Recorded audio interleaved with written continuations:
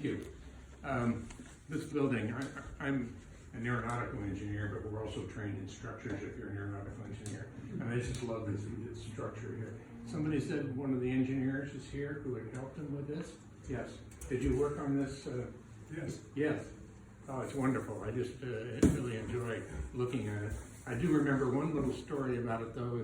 Of course, you did all the design work in each one of these joints. You know, they have to fit together, and then you have the metal work that holds the pieces together and everything. And then it all comes together and was delivered on site. And it didn't work. There were problems with some of the pieces, right? You recall that? It was probably. I don't recall that. Maybe your work was done by then. Yeah, and it was just on the metal pieces that hold it all together. Well, let me quickly give a little bit of history of my involvement in this and working with Gene. This is really, I learned a lot from the obituary. Whoever wrote it did a wonderful job of pulling things together. But I had no knowledge of Gene as an archaeologist and all the work that he did. I became involved with Gene in 1995. Joan Curtis has a long association with the Ore Home next door. Had been working on a historic assessment of that building. It was it had come to the association about 20 years earlier, and very little work had been done. It was in terrible shape. It's a fairly flimsy building, the way it's put together in the pioneer times. And so they did the historic assessment.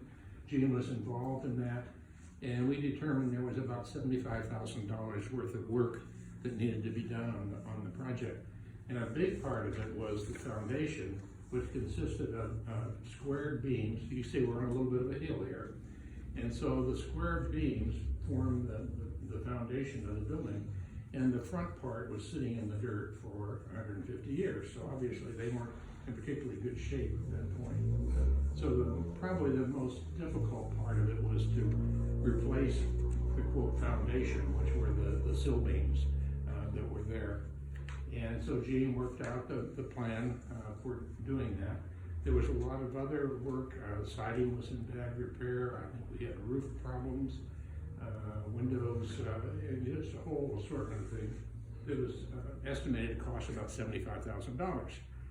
And so we said, well, let's go for $100,000. We're going to round this up, and we know we're going to run into problems later on that we'll need to address. So this was a really big deal for the association to think about spending $100,000. I don't think our bank account yet. It might have had 40,000 or something. It was nowhere close to it. So we said, well, we're going to do it. So that's how I got involved.